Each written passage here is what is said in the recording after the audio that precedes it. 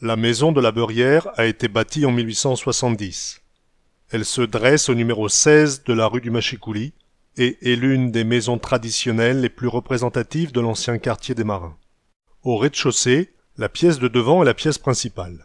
La seconde pièce est la pièce de derrière. Elle servait à la fois de cuisine, de salle à manger et même de chambre à coucher pour les margas, les enfants, qui dormaient dans des lits armoires. Cette seconde salle donnait sur une minuscule cour latérale, d'où elle puisait son éclairage, et où se trouvait le bac à charbon, ainsi qu'un cabinet d'aisance, des toilettes. Voilà, alors ici, deuxième pièce, c'est la pièce de derrière. De nos jours, on pourrait appeler ça une cuisine. En fin de compte, à cette époque-là, on disait que c'était la pièce à vivre. Hein, la majorité de l'activité, on l'a fait ici. Pour manger, c'est ici sur la table, bien sûr. On mange rarement tous en même temps. Hein. Il y a souvent un semblant de roulement qui se fait. D'abord les enfants, et puis après les grandes personnes. Alors, il manque quelque chose d'important qu'on a tous dans une cuisine et qu'on ne trouve pas ici, c'est un évier avec un point d'eau. Hein. L'eau dans les maisons, c'est arrivé bien plus tard. Et ce qui fait que l'eau, on l'a ici dans notre rue. On a été longtemps une des seules rues qui avait de l'eau au robinet, enfin de l'eau avec une borne fontaine, hein, une pompe. L'eau, c'était le réseau urbain, bien sûr. Les autres rues d'escalier n'en avaient pas. Ce qui fait que pour avoir de l'eau, il fallait venir dans notre rue ou aller sur le port à côté de la halle où il y avait une borne fontaine également.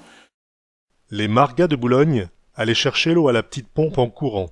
C'est ce qu'on appelait l'eau courante. Alors, de l'autre côté, on a vu qu'il y avait un lit, hein, le lit qui était pour les adultes. Et ici, il fallait bien trouver une place pour les plus jeunes. Donc ici, dans la pièce de derrière, on a le fameux lit à armoire. Alors, c'est un armoire ménager dont on a détourné un peu l'usage. Hein, on garde toujours un rayonnage pour mettre la vaisselle, mais on installe des couchettes qu'on multiplie en fonction des besoins. Nous, on en a reconstitué une, bien sûr. Ça ressemble exactement à une couchette de bateau, hein, mais on connaît d'autres maisons où il y a jusqu'à 4 rangées de couchage dans le placard. Hein, ça a évolué en fonction des besoins, et au fur et à mesure que les enfants quittaient la maison, on récupérait ces rayonnages pour remettre de la vaisselle. On avait beaucoup moins de vaisselle que maintenant, bien sûr, hein, nous on l'accumule un peu parce que les gens nous en ramènent, mais on avait le strict nécessaire à cette époque-là. Hein. Si on était 5, on avait 5 assiettes, hein, ça se limitait souvent à ça.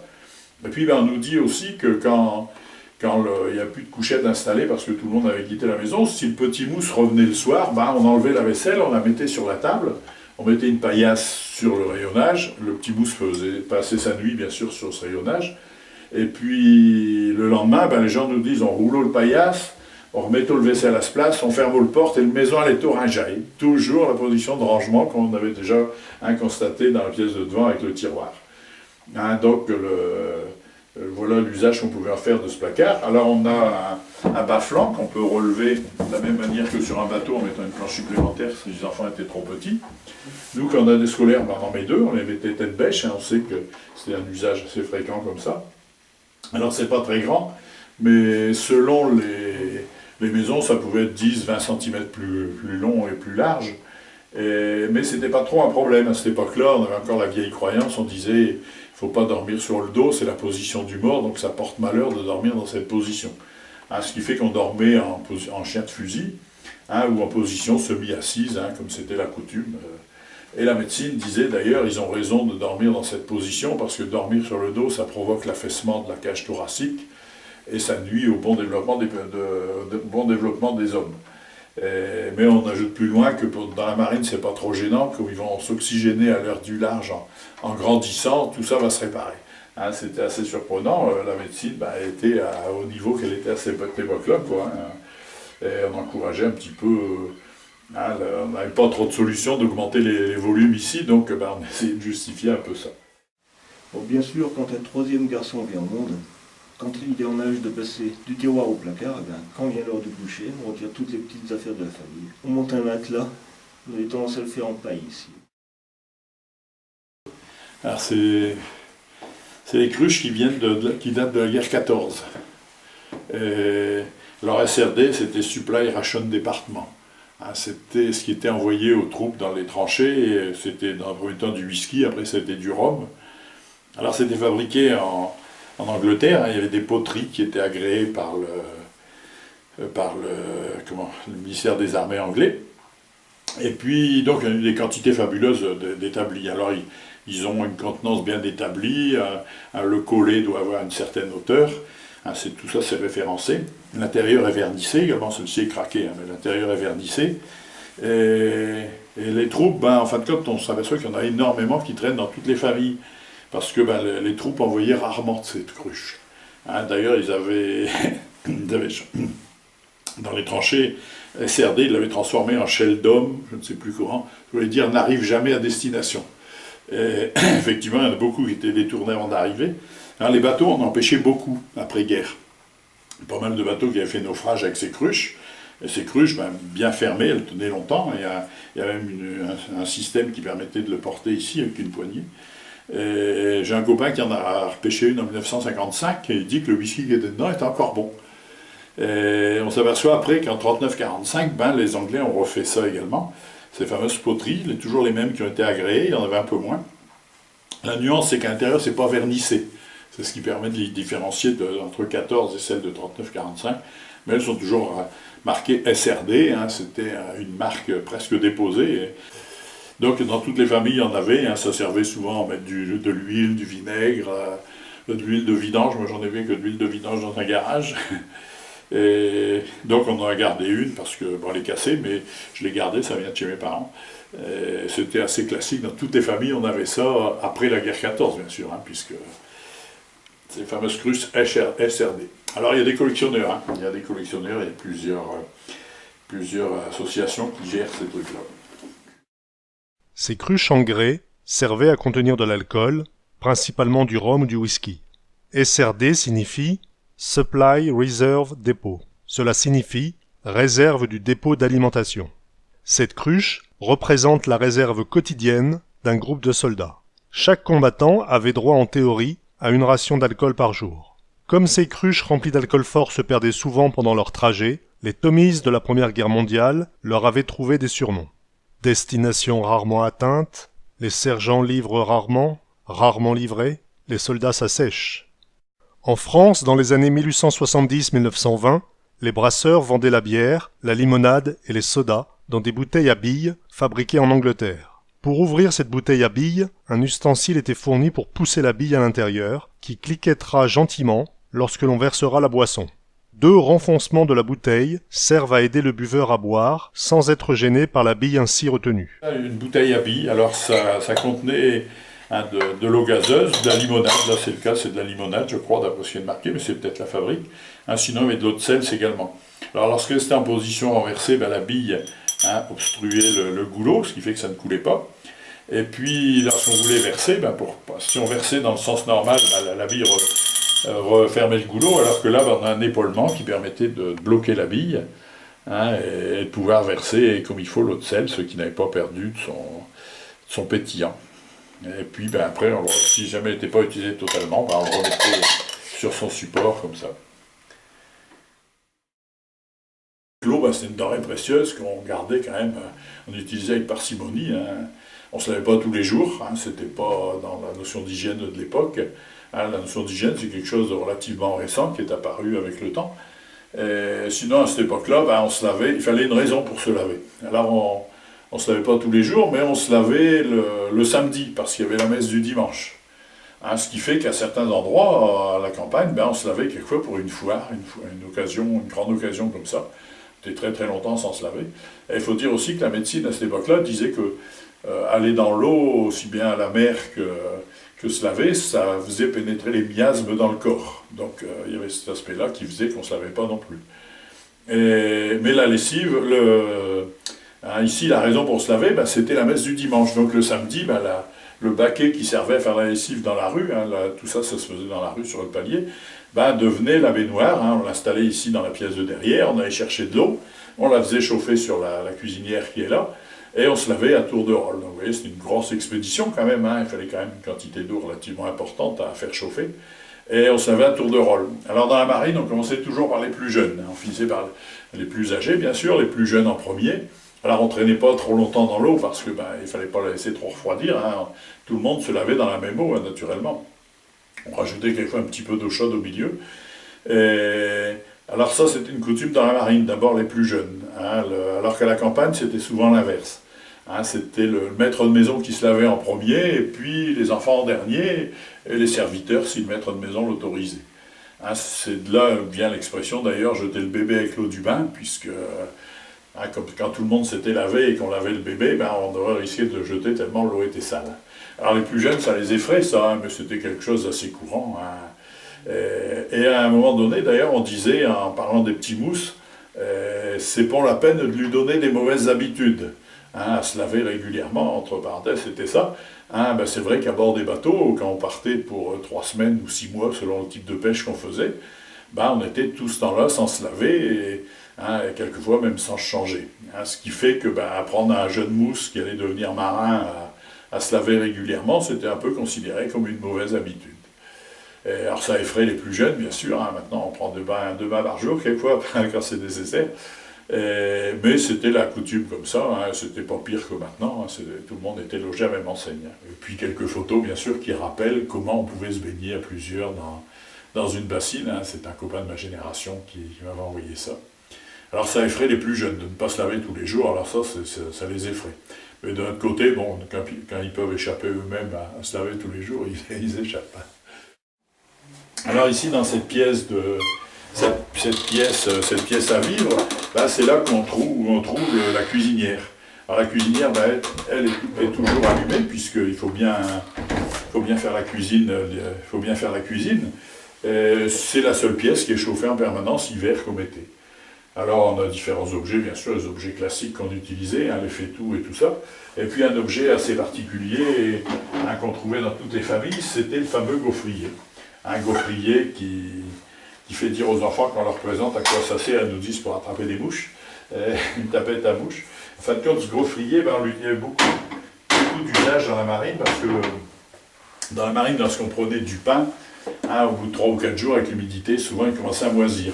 Ce qui fait que les grands-mères passaient leur temps à faire des gaufres sèches, qu'on mettait une petite caisse en bois, et ça compensait, et ça remplaçait un peu le pain à bord des bateaux, parce qu'il y avait des biscuits de mer qu'on appelait, et qui étaient très très durs, ce qui fait que le marin préférait souvent avoir des gaufres que grand-mère avait fait sur le coin du feu. Puis comme elle était en route, on en faisait pour toute la famille, et puis ça permettait de donner un dessert aux enfants, et une gaufre comme dessert, à cette époque-là, c'était un beau dessert. Alors on mettait un conservateur dedans, qui était le rhum. Alors les gens nous disaient, oui, le rhum, c'est les marins, tout ça, mais en réalité, c'était le seul conservateur alimentaire qu'on connaissait vraiment à cette époque-là. Il y avait le sel pour tout ce qui était à conserver, et puis le rhum pour tout ce qui était un peu plus délicat, pâtisserie et tout ça. Le feu, on le laissait souvent s'éteindre la nuit, alors pour réchauffer le lit, on avait ces fameuses briques chauffeuses. Alors là, on est dans le cadre de famille qui a un peu les moyens, parce que la majorité du temps, c'était une brique ordinaire qu'on entourait de papier, ou d'un linge avant de le mettre dans le lit, comme les bassinoires avant. Mais là, c'était une famille qui était assez aisée, c'est une brique spéciale pour ça, brique chauffeuse.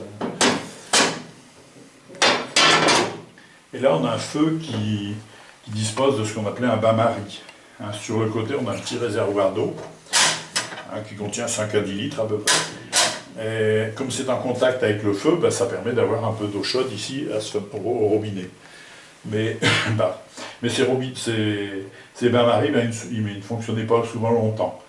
Parce que quand il n'y avait plus d'eau, on remettait de l'eau froide, et comme c'est de la fonte et que la fonte était chaude, ça craquait un coup.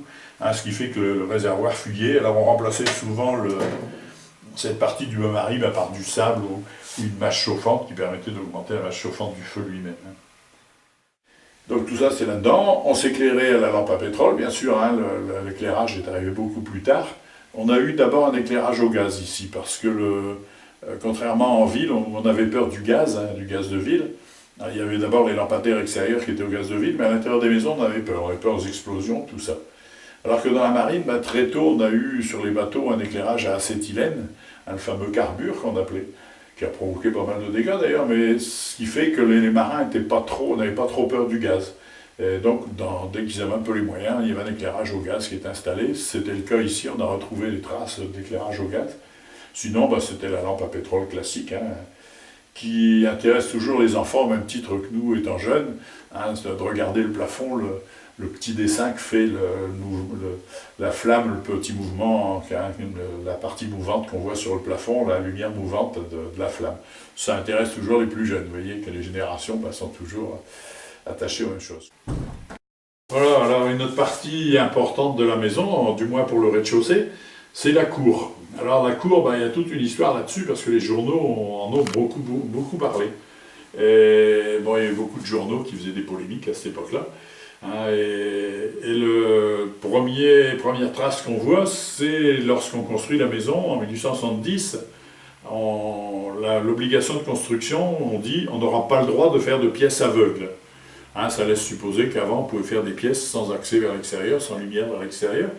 Et c'est vrai, moi j'ai connu une maison à Étaples où il n'y avait pas du tout, la pièce de derrière, il n'y avait pas du tout de lumière extérieure.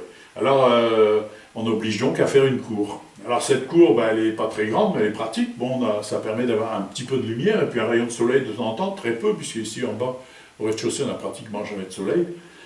Mais très vite, on s'aperçoit que c'est pratique. Ça permet de remiser tous les objets qui n'ont pas lieu d'être dans la maison. Hein, les bassines qu'on fait la lessive, le ré à sauterelle ou la pelle à verre si on fait des verres sur la côte.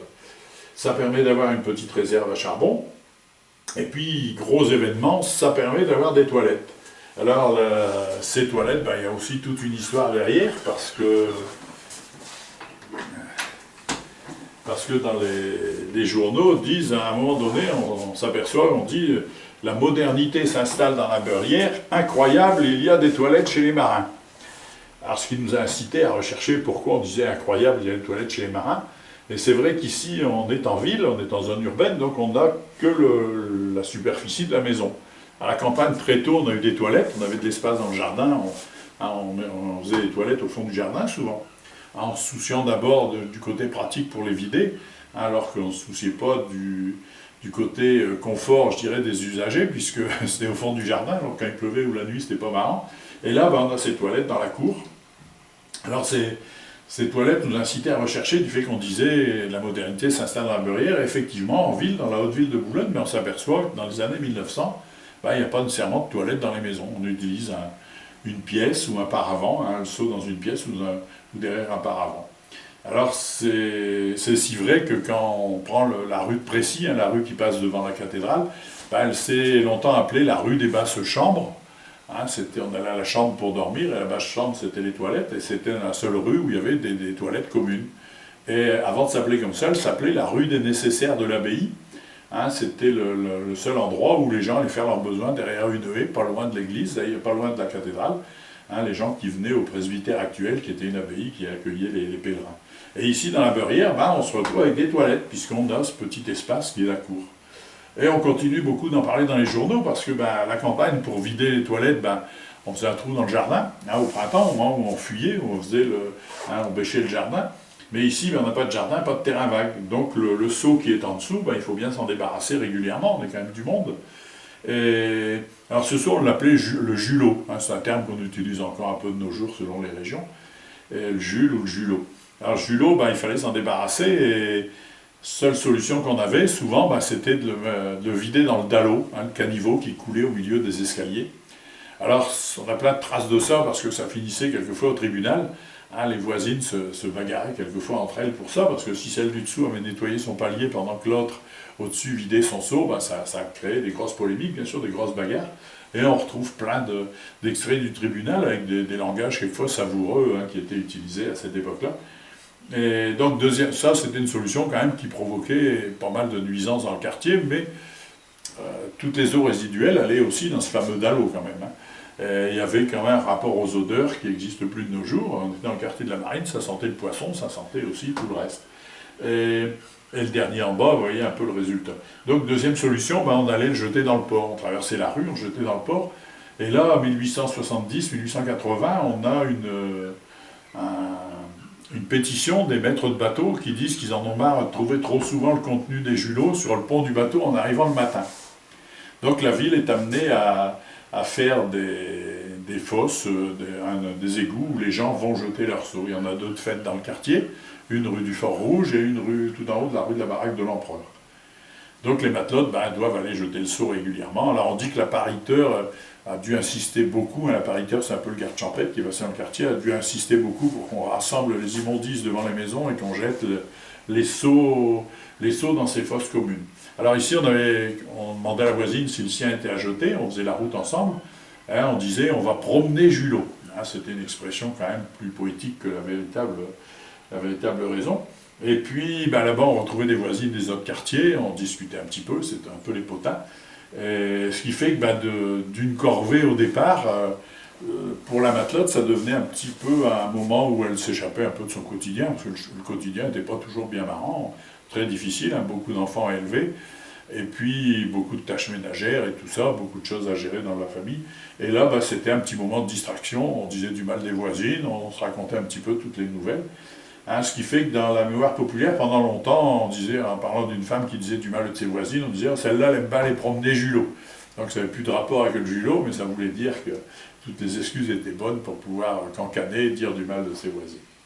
Voilà un petit peu comment on vivait. Et puis ça permettait aussi d'avoir une réserve de charbon, parce que pour les gens du rez-de-chaussée, c'était intéressant. Ceux de l'étage, c'était différent, il fallait le conserver là-haut. Et puis, imaginez un peu les marchands de charbon dans les rues en escalier. Hein, on achetait souvent un sac ou un demi-sac, on disait un chien. Hein, moi, je me souviens, à Étaples, on disait ce marchand de carbone, on mettrait un chien, ou un demi-chien, ou un daou-chien. Hein, c'était un sac, c'était le terme qu'on utilisait à cette époque. Voilà un peu comment on vivait. Les problèmes d'évacuation des eaux usées et déchets de toutes sortes font que le quartier de la Beurière a souvent été décrit aux grandes dames de ses habitants comme sale et malodorant par les observateurs de l'époque qui n'étaient pas originaires de ce milieu. Le contraste était donc important entre la netteté des intérieurs et l'insalubrité des rues. Celle-ci fut donc, dès le début du XXe siècle, une revendication permanente des habitants de Saint-Pierre à l'égard des autorités municipales. Lors des campagnes électorales, les candidats promettaient des travaux pour remédier à cette situation. Mais sitôt les élections passées, ceci tardait à venir. Il faudra malheureusement la destruction du quartier par les bombardements de la dernière guerre mondiale pour que ce problème soit définitivement résolu lors de la reconstruction.